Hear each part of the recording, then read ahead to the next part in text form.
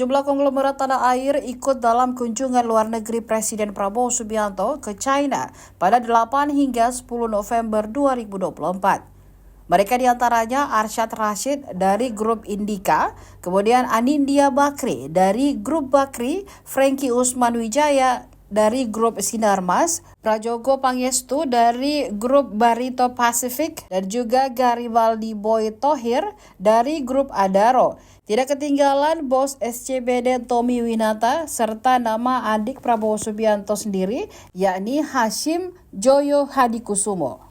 Melalui akun Instagramnya, Arsyad Rashid juga menuturkan bagaimana Prabowo menginginkan adanya kolaborasi antara perusahaan Tiongkok dengan Indonesia. Hadirnya para konglomerat tanah air ini diantaranya bagian dari niat Prabowo Subianto belajar dari Cina dalam hal pemberantasan kemiskinan di Indonesia.